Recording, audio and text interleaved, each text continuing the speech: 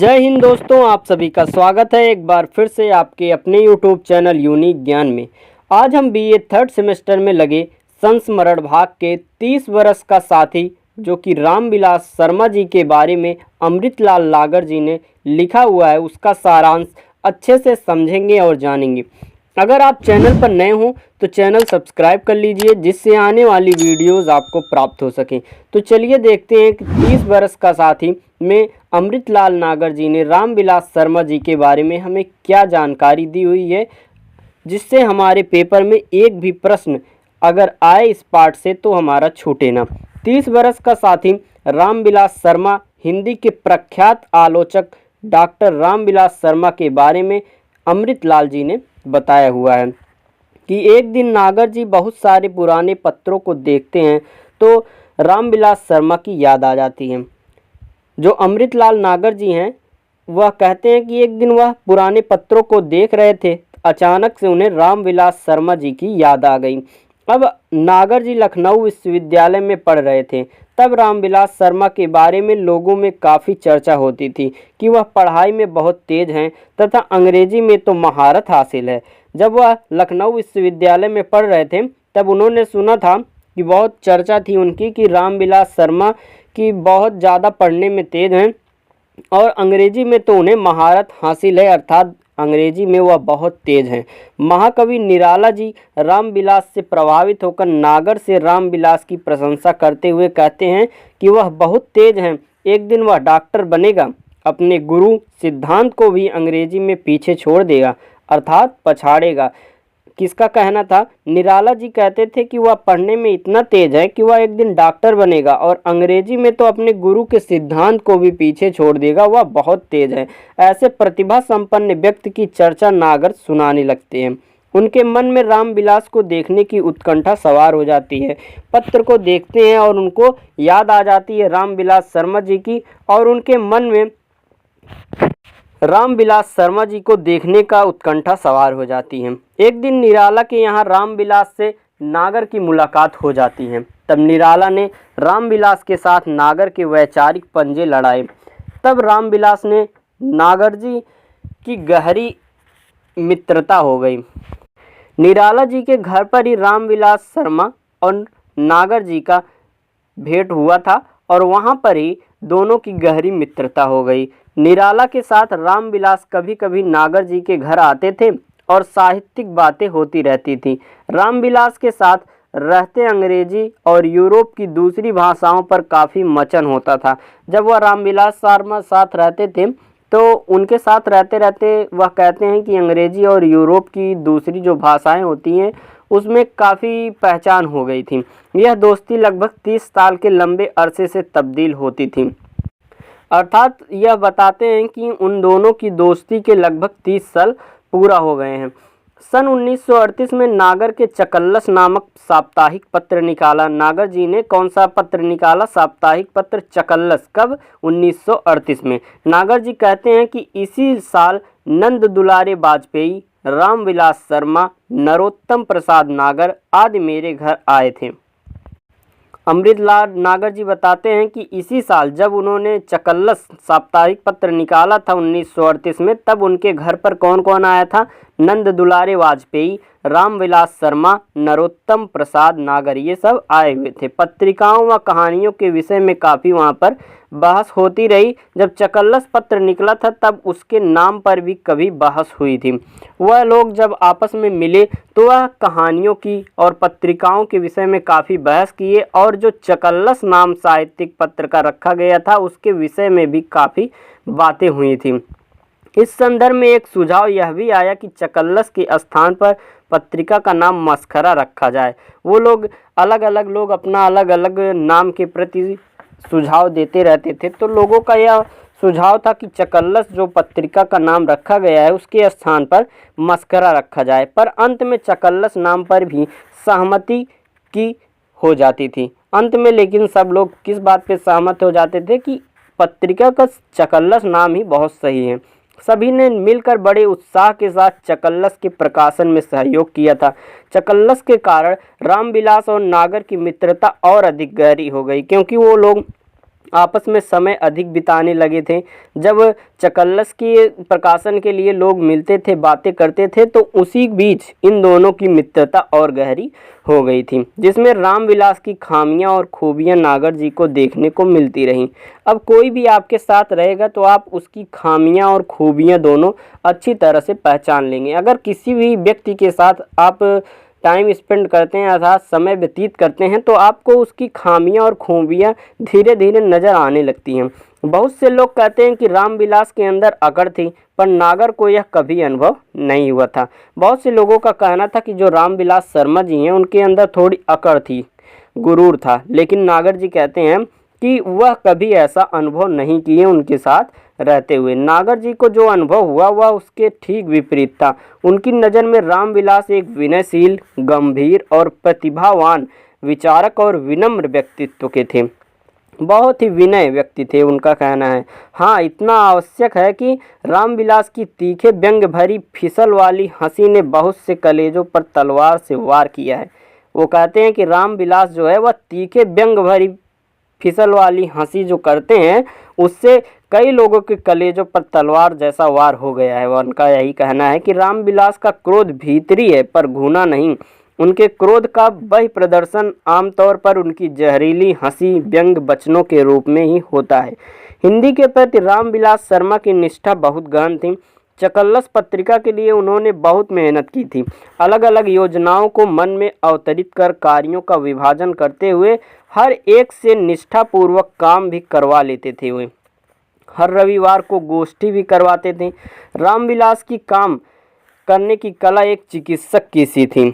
जो वो जिस प्रकार अपने शैली थी उनकी कार्य करने की, एक चिकित्सक के जैसी ही उनकी शैली थी। इसलिए निराला उन्हें डॉक्टर कहते थे। निराला जी उन्हें इसीलिए डॉक्टर कहते थे क्योंकि वह जो कार्य करते थे, उनकी जो शैली थी कार्य करने की, वह बिल्कुल चिकित्सक के जैसे थी। डॉक्टर की उपाधि न होने पर भी यह उपनाम बन गया था रामविलास जी का।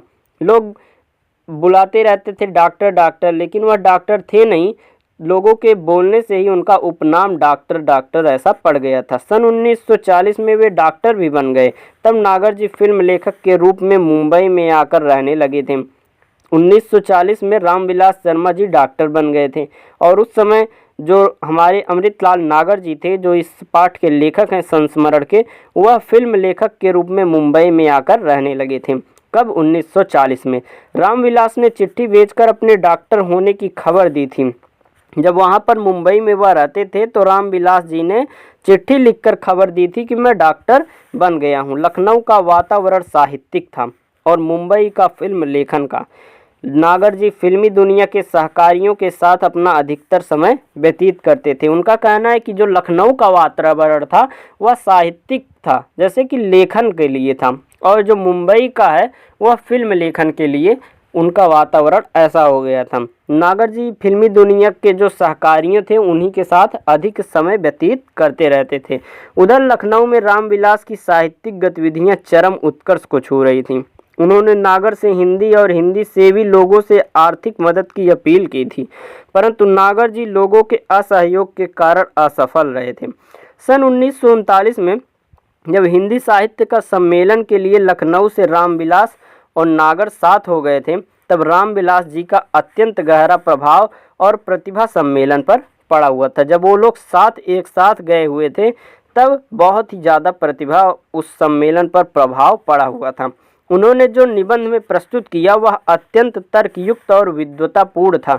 उस समय जो उन्होंने निबंध में प्रस्तुत किया था अपने, वह बहुत ही तर्कयुक्त था और विद्वतापूर्ण था। उनके जैसा अन्य किसी का ओजस्वी भाषण सम्मेलन में नहीं हुआ था। वह जो सम्मेलन हुआ था उसमें सबसे ओजस्वी भाषण किसने दिया था? इन्हीं दोनों ने। किसने? रामविलास शर्मा और नागर जी ने। कौन नागर? अमृतलाल नागर जी ने दिया हुआ था। इस निबंध ने रामविलास को सम्मेलन का हीरो बना दिया था। इसमें सम्मिलित सभी लोग गर्व करने लगे थे। रामविलास जी ने निबंध लिखा हुआ था और उनका भाषण जो ओजस्वी था सबसे, और नागर जी भी वहाँ पर सम्मिलित हुए थे। किसमें? प्रतिभा सम्मेलन में। इसमें सम्मिलित सभी लोग उन पर गर्व करने लगे थे, रामविलास शर्मा जी पे। रामविलास को निराला जी अपने बेटे के समान प्यार करते थे।